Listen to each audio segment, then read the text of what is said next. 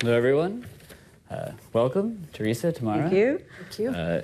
We are due for a discussion of commercial real estate in Canada, something I follow closely and very interested in, so let's get started. I first want to talk about the market for assets, for commercial real estate. Both Granite and QuadReal, long histories of buying, selling, trading. So there's no one really better to tell us what's going on out there, what's happening on the front lines. Maybe, Teresa, I'll go to you first. Mm-hmm.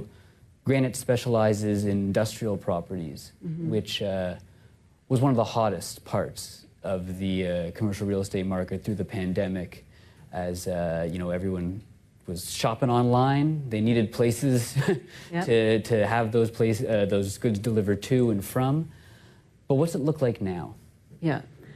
Actually, to be honest, it's really cautious right now. That's the best way I would describe it, is that it's just a very cautious environment. It's been like that, frankly, since the interest rates started moving up, and that was mid-June 2022.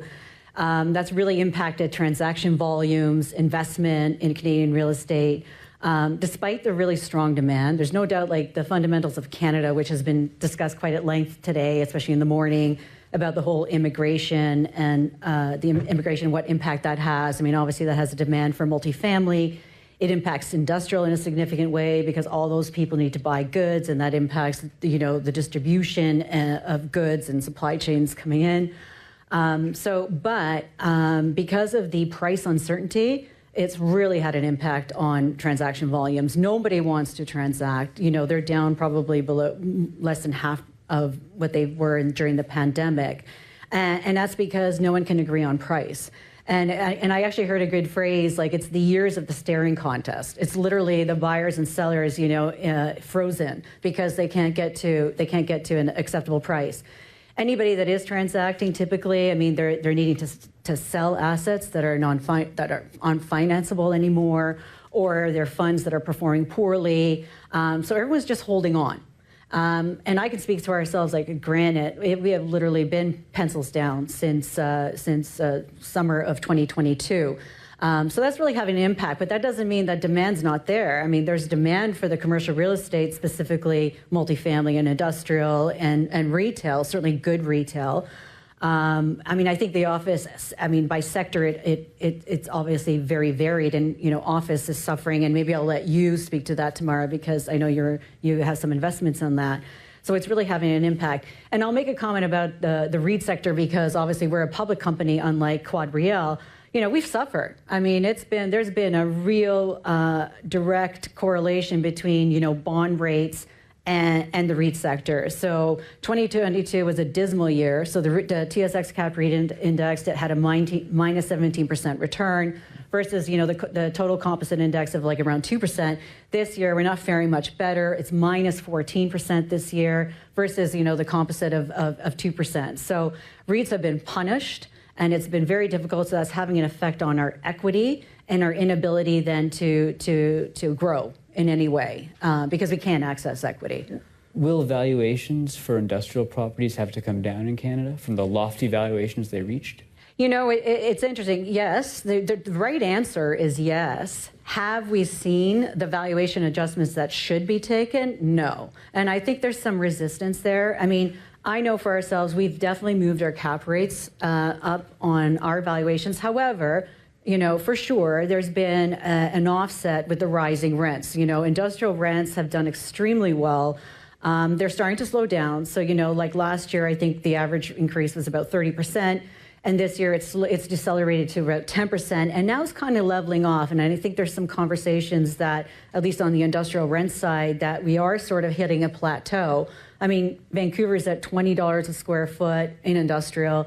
Toronto's hit 18. I mean, I think we're kind of reaching an inflection point. So that's insulated a bit of the fair value adjustment, but I personally feel that a lot of players, both private and public, have really not taken the valuation adjustment that's needed, despite the rental growth. Tamara, let's go to you for a view on virtually every other commercial real estate asset, because QuadReal deals in everything. Yes. So, So, I mean, we're kind of unique in that we can invest anywhere in the world, so not just in Canada. About half of our portfolio is in Canada. We can also invest across the capital stack, so from debt through to equity, and then also through the product cycles, everything from pre-development, construction, stabilized assets. So we're sort of in a bit of a different position than a lot of the REITs are, and we're because of that flexibility, we're in pretty much every asset class. And in Canada, we're in sort of the big four asset classes. We're underweighted in terms of office and retail, and overweighted in terms of residential and industrial. And that was a conscious decision that we made back really in 2017, was to reduce our office exposure and really increase our exposure in industrial and multifamily, where we thought the fundamentals were really strong. Because we're long-term investors, we're looking at investing in foundational sectors that we think we're going to perform well, over decades, not just over the next few years, but through cycles. And industrial and living are two of those cycles.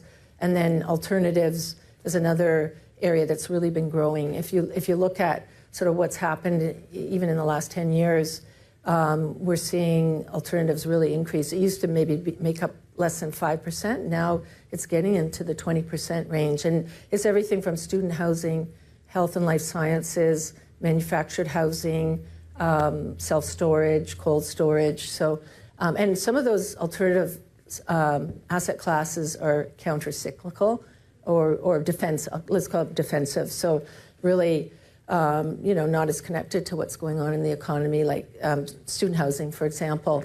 Education is obviously on the rise, and so demand for student housing is increasing. And then things like self-storage, again, is not dependent on the economy. But I'll talk a little bit about the different sectors. Office, it's really bifurcated between Class A and above and below Class A. And about 40% of the stock in Canada is below Class A. So, fair amount in that, sort of lower rated buckets. But the Class A and above are still performing pretty well. Fundamentals, particularly in the major centers, Toronto and Vancouver, where we have a few assets also in Calgary, but mostly Toronto and Vancouver is where we're focused from an office perspective.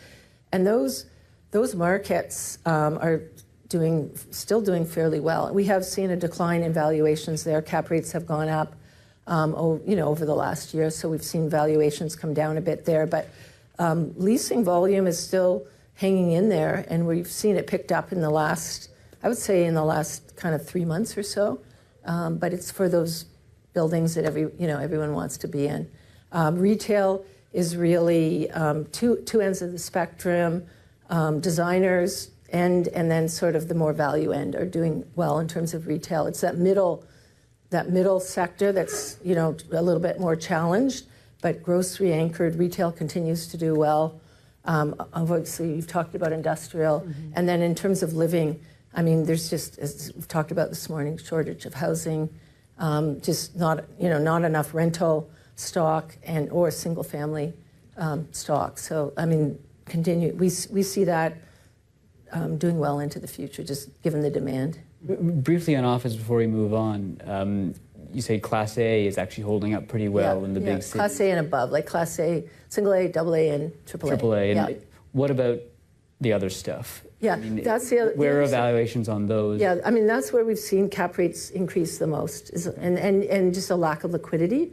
So we're still seeing some trades, within office and leasing activity. We have an office building that we developed in Vancouver. It's called The Post, and Amazon has basically leased the entire, two buildings there. That's Class A or double A or triple A or something. I'm curious.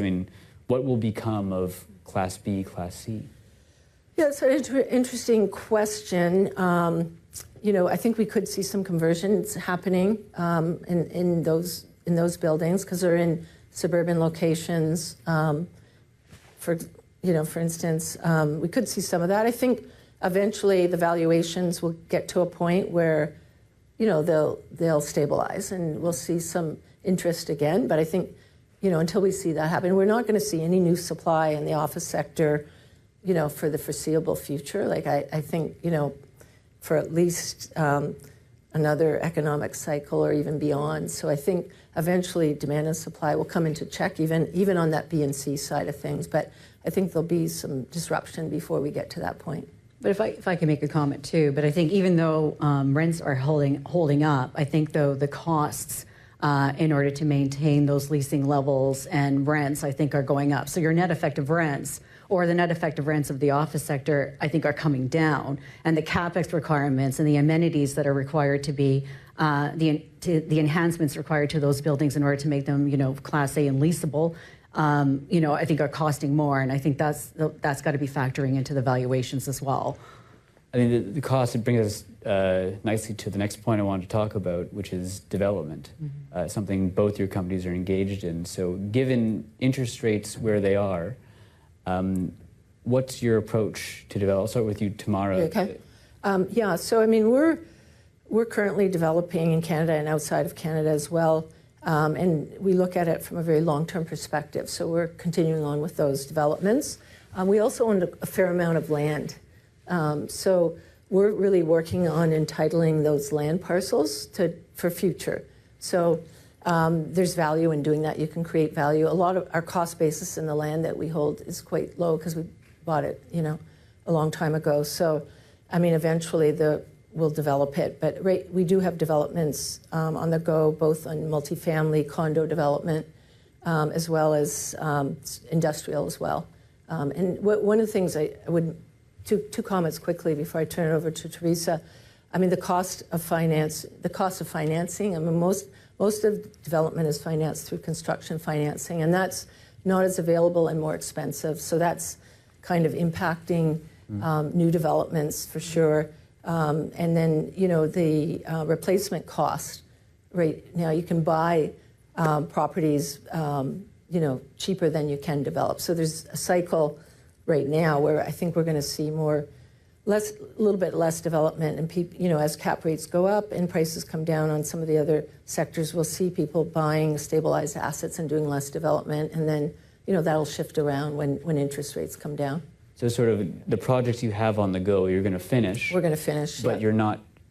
The land you're holding, you're not going to develop. You're going to sit on it until. We're just sitting. We'll sit on it. We have enough in the pipeline that we're developing now. The condos mostly are pre-sold because you don't really start construction until you're about 70% there. But yeah, no, it's. I mean, I think it does go in cycles. Yeah, we're also involved in development as well, and I would say right now we're just finishing projects that we have currently underway that would have got started, or at least we acquired the land prior to basically 22. I think today it's difficult to make a pro forma work, so that's why developments have pretty well fallen off a cliff, and that's going to certainly affect the supply, coming around in 25 and 26. Which will then, of course, be good for fundamentals, and we'll start to see, pressure on rent. So it has a good story then. But like in Toronto, it's very difficult to make the numbers work. I mean, cap rates have risen, interest costs and construction costs. Like construction costs, for example, in Q2 have risen 7%. Mostly based on concrete and labor, and the labor shortages, which were discussed earlier, are really impacting costs. So, for example, if you try and build an industrial building in the GTA, in the Toronto area, you probably need $22 rents when the market's sitting around 18. So it's not going to work. So that's why it's kind of like hands down. And certainly as a public entity, it's really tough with development to try and buy in the major MSAs in Canada, because you simply can't hold land that long. I mean, unlike private entities where you're not having to, you don't have a distribution to make every month, right? So in Toronto, I mean, at $3 to $4 million an acre, that's pretty tough to hold a substantial land bank, basically. But what we did do is, we did acquire some land outside of, about an hour and a half outside of Toronto, where it was a little bit easier to, one, it's cheaper, and we can hold a little bit more land than in the Toronto area. And also, I think the difficult thing about Canada, it's really tough to develop. By the time you acquire land to actually getting a shovel in the ground, you're probably looking at 5 years. And that's just something as a public entity, it's really difficult to do. So even though we really would like to do a little bit more development in Canada and Toronto, particularly Ontario, most of our development is centered in the US, where it's a lot faster cycle. You're buying, acres of land at less than $100,000 versus millions of dollars in Canada. So it's a little bit easier for development to work in the US. But even in the US, the pro formas aren't working at the moment too. So it's not just a Canadian thing, it's kind of global. Same issue, like we're also in Europe, same phenomena. It's very difficult to make the numbers work. And frankly, Europe is very similar to Canada, very tough to develop, long lead times, very costly, and difficult to hold large land banks as well. So I guess all to say the development, pretty well a dearth of activity going on. It's just whatever's, there's actually quite a bit of supply right now, but that's just projects that have been kind of on the go. They're sort of seeing themselves to completion at this point in time. So if the state of play right now is pencils down on development, no transactions happening because the bid-ask spread is too wide, what's next? Outline your outlook for the next 6 months to a year. What's going to happen in the commercial real estate market in Canada? Start with you, Tamara, and we'll go to Teresa. The next 6 to 12 months will be interesting. I mean, I think depends on what your view is on interest rates and when they're going to start coming down. But assuming that they will come down, starting in the next 6 months, they'll start at least. I think we feel like they've stabilized for now, and they could start coming down within the next 6 months. I think that's when you're going to see people, wanting to jump in. I think people have kind of stayed on the sidelines, as you've mentioned. I personally have never seen a period like this in real estate where people are on the sidelines and just kind of waiting. And but I think as people feel more comfortable that rates aren't going up any further and will start coming down, I think we'll start seeing more investment. I mean, we have money to deploy. We're below our allocation for real estate, so. I mean, we have, we didn't deploy as much this year as we have in previous years, but we have, money to deploy. So I think we're looking for opportunities, both if we can buy things below replacement cost, given the state of the market. I mean, that's something we'll look at. But we're also looking on the debt side of it. We're placing debt on real estate properties because we think with interest rates as high as they're at, we can get almost equity-like returns in terms on the debt side of things. So, I mean, that's an opportunity that we're looking at as well. I think multifamily will continue. I mean, we're selling some properties on that side of things that we're finding buyers in local markets for, just because it's such a popular asset class. And even we have a portfolio of seniors housing that we're looking at. We're currently in sort of the market with. So, I mean, we continue to recycle capital and look for buying opportunities. Hope, we think we'll see some in the next 12 months. Teresa, I'll throw it to you. I think the next 6 months are probably going to be more of the same. Frankly, I think same thing. Obviously, interest rates have to move. They have to start moving downwards, and I think then we'll, maybe see a little bit more activity, or we'll see maybe pricing make a little bit more sense.